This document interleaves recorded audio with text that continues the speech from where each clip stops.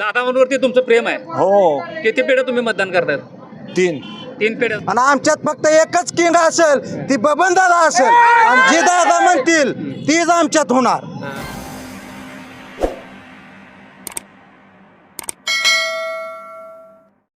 नमस्कार, M S मराठीमध्ये आपल्या सर्वांचं स्वागत आहे. मी नाथा सावंत.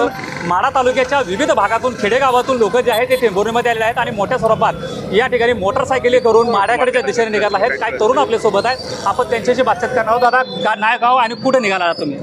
माझं गाव जळवली, नाव पद्माकर कांबळे. आम्ही माननीय रणजितभाई शिंदे यांचा अर्ज भरण्यासाठी मोठ्या संख्येने रॅलीमध्ये सहभागी होऊन माढ्याला चाललेलो आहे. साधारण त्या रॅलीमध्ये किती जण आहेत आणि काय स्वरूप आहे? आणि रणजित भाईंचा फॉर्मच तुम्हाला दादा का आवडतं का? दादाने हुकूम कसं दिलाय?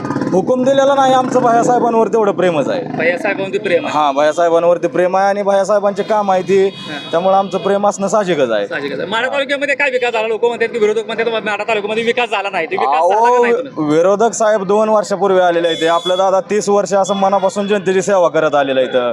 गावोगावी पाण्याच्या सोय केल्या, पुन्हा सभा मंडप दिलं, लाईटीचं हाय मास्ट दिलं, पुन्हा गोरगरिबांना पाहिजे ते योजना दिल्या. अजून काय पाहिजे?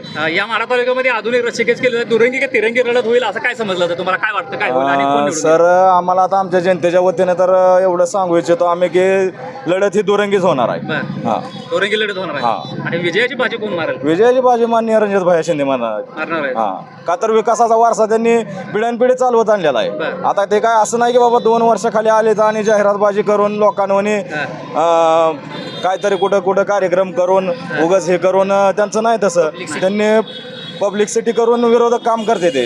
तसं आपलं मुळापासून सगळं काम चांगलं आहे. बाबा, काय सांगशील? सदैव जनतेसोबत असं पोस्टर घेऊन निघालेला आहे, काय नाव तुझं? मी सुनील धुमाळ जांभूळचा आहे, माळशिरस तालुक्यातील. बयांवरती आमचं खूप मनापासून प्रेम आहे.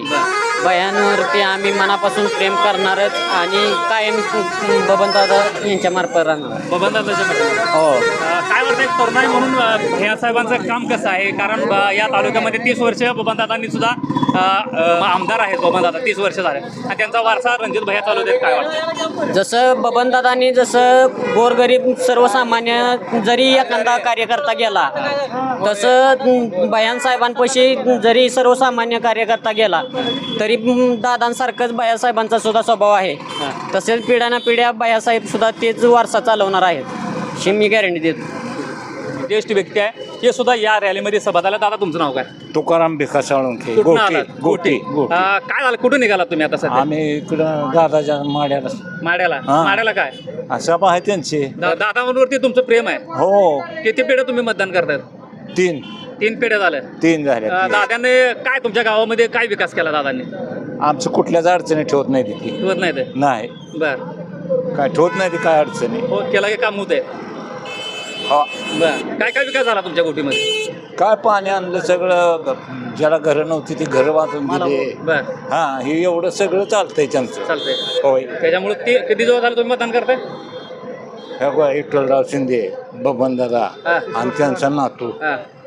3री पैकी माझं मतदान आहे तिथं. बर. आता ह्यावेळेस कोणाला निवडून आणायचं? आता आमच्या ह्या पोराला जाणणार आम्ही ना. आणणार?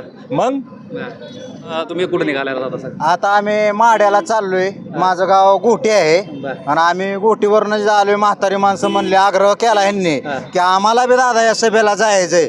आम्ही 35-35 वर्ष झालं त्यांना मतदान देतोय, पण एक आम्हाला एक न्यायासारखा तो माणूस आहे आणि तो घेऊन जावा अशी आमची इच्छा आहे. म्हणून हे सगळे म्हातारी माणसं आपलं घेऊन मी चाललेलो आहे. हा. गोटीमध्ये काय विकास झाला आपल्या गावात? गोटीमध्ये आमच्या समाज मंदिर असलेले, मशीद असल, मुस्लिम समाजाचं कब्रस्तान असल, गावातील रोड असल, ठोकळा असल कुठं टाकायचा तर 1 नंबरनं केलेला आहे. रोडचं बी काम चालू आहे. ह्याच्या अगोदर बी गावातील गल्लीतली ही रोडची कामं झालेली आहे ती. आता विरोधक तर म्हणतात की माढा अहो, तालुक्यात विरोधकाचं तर आमच्याकडे पुढं आम्ही तर म्हणतो विरोधकाचं आम्हाला नाही. नाही. हा, कसं आहे आता पतोर विरोधक कवा आमच्या गावात कुठल्या तारावर 10 रुपयाचा बल्ब त्यानं लावलेला म्हणून दे, जीव सोडून देऊ.